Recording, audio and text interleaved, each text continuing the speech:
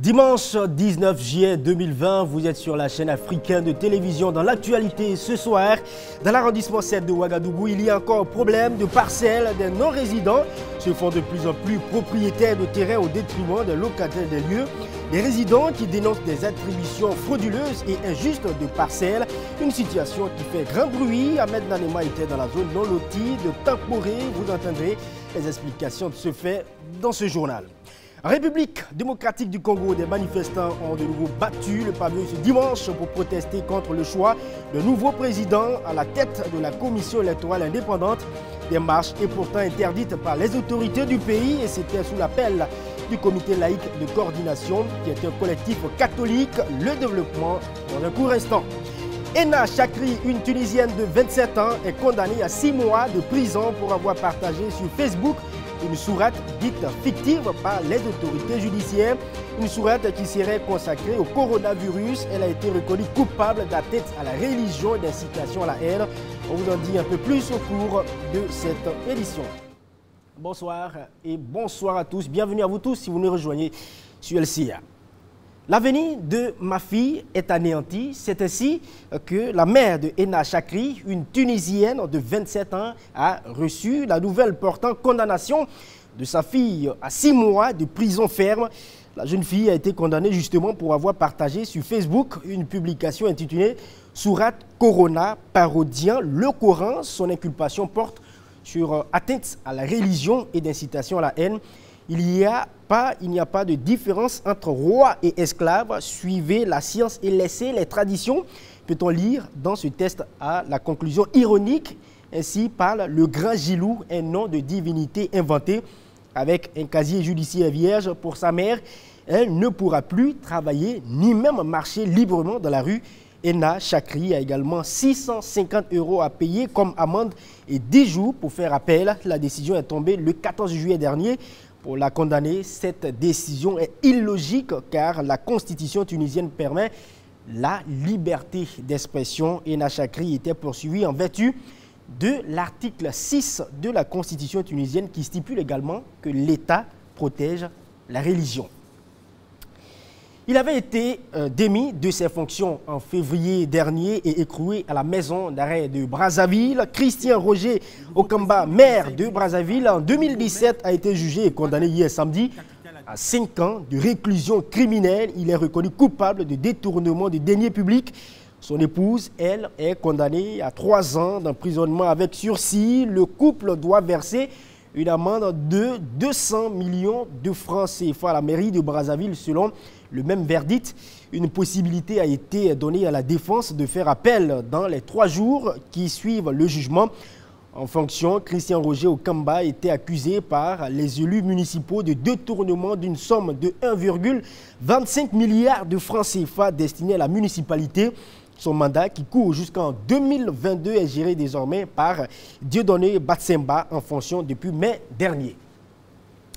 Allons-y maintenant chez le voisin, le Congo, Kinshasa. Des manifestants ont de nouveau battu le pavé ce dimanche à Kinshasa, la capitale, pour protester contre le choix d'un nouveau président à la tête de la commission électorale.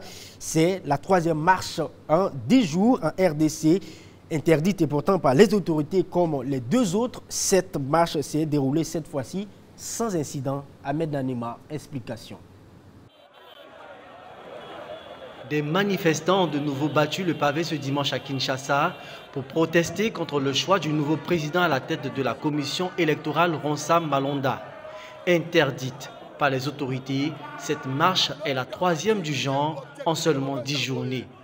Au moins 5 manifestants perdent la vie lors de la première marche où un policier se fait lyncher à mort le 9 juillet dernier. La seconde marche à l'appel de la coalition d'opposition du 13 juillet, des milliers de manifestants à Kinshasa sont dispersés à coups de gaz lacrymogène en fin de cortège. Déjà entériné par l'Assemblée nationale, le choix de Ronsa Malonda doit être validé ou non par le président de la République, Félix Tshisekedi. Les manifestants accusent Ronsa Malonda, l'actuel secrétaire exécutif de la CENI, d'avoir participé à la fraude lors des précédents scrutins. Ils veulent désormais d'une CENI dépolitisée et crédible pour ne plus retomber dans un chaos électoral comme celui de 2018. Le 30 décembre 2018, la CENI a déclaré Félix Tshisekedi du parti d'opposition UDPS vainqueur du scrutin présidentiel. L'Église catholique a en cette même période émis de fortes réserves sur ces résultats de la CENI, tout comme l'Union africaine et la France. La société civile gabonaise s'insurge contre le nouveau code pénal. Le pays a justement dépénalisé récemment l'homosexualité. Les autres dispositions du même code inquiètent de nouveau des hommes de Dieu, des leaders syndicaux et d'associations réunis dans une église pour amorcer une protestation pacifique contre ce code. Ils estiment que c'est une loi discriminatoire, c'est qu'elle a été votée pour museler les gens que l'on ne veut pas entendre parler dans le pays. Le président du réseau des organisations libres de la société civile pour la bonne gouvernance au Gabon a également dénoncé une loi liberticide. Il ajoute que c'est une dérive, un code pénal inique, inconstitutionnel. Les protestataires, tout en rejetant ce code pénal, l'ont résumé en expliquant que dans cette nouvelle disposition, je cite, « On ne peut plus critiquer ouvertement l'action du gouvernement sous peine d'avoir 3 millions de francs CFA d'amende ou des peines de prison. Si vous tenez un discours contradictoire à celui de l'État, vous pouvez aller en prison. » Et ce ramassis de code interdit pratiquement tout, plus de marche. On ne peut plus dénoncer le fait que quelqu'un ait une nationalité douteuse lorsqu'il se réclame de nationalité gabonaise. Vraiment, tout passe du simple à l'interdit, ont-ils déploré. Revenons à présent au Burkina Faso pour parler encore d'attribution de parcelles qui créent souvent des désagréments. Depuis 2005, l'attribution de parcelles dans la zone non lotie de Tankboré, située au secteur 30, dans l'arrondissement 7 de Ouagadougou, pose problème. Eh bien, selon un constat, les non-résidents se font de plus en plus propriétaires de terrain au détriment des résidents du site. En tout cas, selon ces derniers, jusqu'à aujourd'hui, ils ne disposent d'aucune parcelle et certains ont été contraints d'abandonner leur petite maison en raison de la loi du plus fort. Ahmed Anema et Achille Ouedraogo ont fait un tour dans ce non-loti. Reportage pour vous. Ça, un peu devant, ça ce sont les éléments, il y a l'autre aussi qui est à côté. Donc, c'est pour dire que c'est des maisons, c'est 4 maisons. Et le militaire voulait casser ces maisons, nous avons opposé et nous avons montré la procédure qu'il peut faire pour pouvoir casser ça. Ici au secteur 30 de l'arrondissement 7 de Ouagadougou, ces habitants de la zone non lotie de Tankboré assistent impuissamment à l'accaparement de parcelles sous leurs yeux. Bon nombre de logements construits artisanalement sont encadrés de bornes, signifiant qu'ils se trouvent dans des parcelles dont ils ne sont pourtant pas propriétaires. C'est un militaire, il a payé le terrain en 2018, soit disant qu'il n'est pas attributaire, mais il a payé avec une certaine personne. Donc quand il est venu, il a constaté sur le terrain que dans les 4 bornages là, il y a 4 ménages là-bas. C'est-à-dire 4 familles qui sont à l'intérieur de ces 4 bornages. Donc il dit qu'il va casser ces maisons. Nous avons dit que tu n'as pas l'autorisation de casser ces maisons. Donc nous avons dit si c'est comme ça, si tu veux, tu prends une procédure judiciaire. Un phénomène dont il dénonce la récurrence dans cette partie de la capitale, les conduisant parfois en justice pour trancher le litige. Nous sommes allés à la justice. Dieu merci, grâce à notre maître Prosper Pharma, qui nous a soutenus là-bas. Et la justice nous a donné raison, donc on l'a condamné, ils ne peuvent pas venir sur le terrain actuellement. S'il leur arrive par chance de ne pas être contraints de quitter leurs habitations, cela n'est toujours pas le cas pour un de leurs qui s'est vu obligé de quitter les lieux après que sa maison ait été encerclée par la construction d'un mur. Et la gendarmerie a demandé qu'il faut qu'on laisse certaines détenteurs là pour qu'ils puissent, enfin, qu'ils puissent voir leurs documents réellement, qu'est-ce qui se fait. Donc on nous a forcé à clôturer cette maison avec notre partenaire.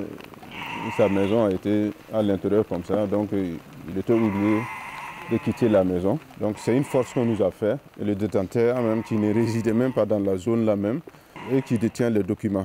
Donc nous n'avons pas essayé d'opposer, mais on nous a flatté pour pouvoir dire que non, ils vont faire des enquêtes pour le site. Certains non-résidents s'approprient même des lopins de terre au détriment des autochtones grâce à des papiers frauduleusement acquis. Des personnes ils viennent avec des papiers pour dire qu'ils sont des attributeurs. Bon, quand nous avons récupéré certains papiers, même, nous avons constaté que même ces papiers-là, c'est par procuration, c'est-à-dire que ce n'est pas les vrais attributeurs même qui viennent sur le terrain. Le terrain qui est derrière ce mois-là a obtenu permis d'habitation avec un terrain nu.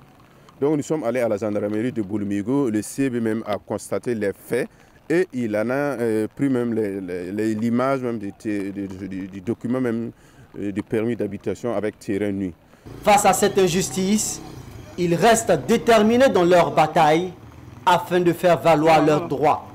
Quand vous regardez le processus de lotissement, on dit que les résidents, les autochtones, doivent être pris en compte au niveau du lotissement. Mais ça n'a pas été fait. Et nous avons été à la justice aussi, et de là-bas aussi, on a demandé à la commune là aussi concernée, et la mairie concernée, de nous fournir des documents. Ils n'ont pas pu fournir de documents. Et la décision est sortie, ils ont condamné la mairie.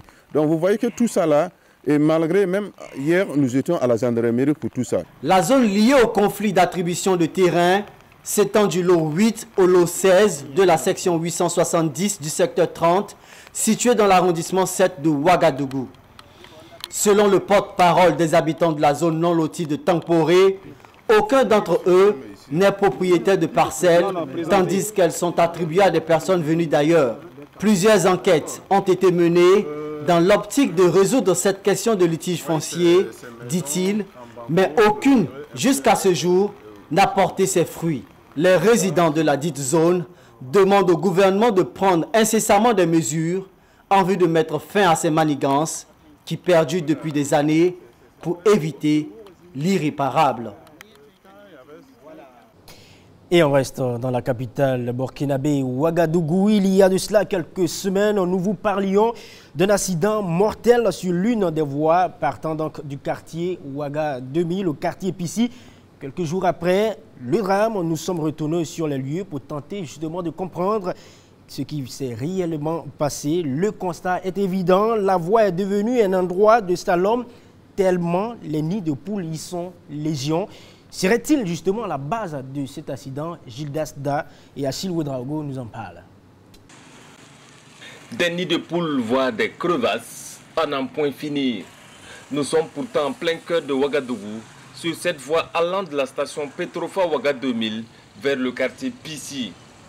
Emprunter cet axe est synonyme de jouer les équilibristes. Éviter de tomber dans ces trous tout en évitant de créer d'éventuels accidents.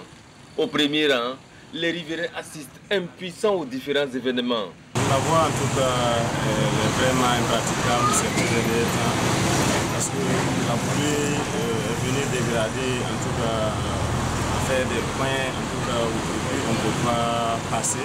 Pour la circulation, ceux qui prêtent attention, bon, se fait pour contourner les trous, se fait en tout cas accidenté. Jusqu'à là, il y a toujours des accidents. Toujours des accidents. Il y a des blessés, des femmes tombent. On ne peut même pas faire une seule journée sans constater au moins 5, 6 personnes qui tombent. Bon, c'est vraiment d'autant plus compliqué que la voie jadis fluide en termes de circulation a l'air d'être aujourd'hui complètement dépassée par le trafic, avec comme corollaire la démultiplication d'accidents. La route est dégradée il y a longtemps, parce que nous on est au bord de cette voie-là, ça vaut plus de 10 ans. Voilà, si on veut bien voir. Mais bon, sérieusement la voie là est devenue petite. Voilà. Et puis encore, la semaine surpassée, il y a eu un accident ici. Vraiment, ça nous a découragé beaucoup. Voilà, parce que ça a été le lundi surpassé. Voilà, quand toute la journée, on ne se sentait même pas à cause de l'accident mortel. Là. La circulation ici, en tout cas, c'est serré. La circulation est serrée. Les gens en tout cas, ils se bousculent, si je peux bien dire. Et puis, il y a trop d'accidents. Face à cette situation, les riverains n'ont qu'un appel à lancer. Bon, si les autorités pouvaient revenir voir la voie là, en tout cas, ça allait nous faire plaisir. Voilà, ça allait nous faire plaisir. Parce que la voie, on voit que les autres voies là, en tout cas, on est en train de les arranger. Mais cette voie-là, en tout cas, on ne comprend pas. Pour Yves Sanon, le problème est dû à la bassesse de l'axe par rapport à la voie d'eau.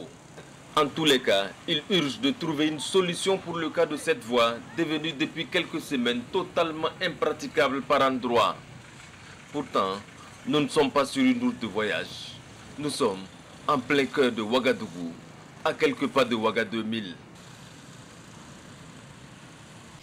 Je vous emmène maintenant en Afrique du Sud pour terminer cette édition. 2 personnes ont été tuées hier, samedi, à l'aéroport international de Johannesburg, lors d'un échange de coups de feu entre la police et des voleurs justement qui se sont emparés du matériel de protection sanitaire. Qu'est-ce qui s'est passé? D'abord, des suspects sont entrés dans la partie cargo de l'aéroport et retenus du personnel des armes sur la tempe, explique un communiqué de la police. C'est ainsi que la police est arrivée sur place au moment où les voleurs s'enfuyaient à bord d'un véhicule. Alors s'ensuit une course-poursuite et des échanges de coups de feu. 2 suspects ont été tués et donc 5 personnes blessées par balle, dont une personne justement qui assistait à la scène. La police a procédé à l'arrestation de 7 suspects et saisi les masques de protection dérobés par les voleurs ainsi que 3 caisses de téléphone portable. L'Afrique du Sud, où la criminalité est très élevée, est le pays d'Afrique le plus touché par la pandémie de Covid-19 avec plus de 350 000 cas confirmés, dont 4 948 décès. Et puis, on vous apprend aussi que dès demain lundi, le port du masque sera obligatoire dans les lieux clos là-bas en France.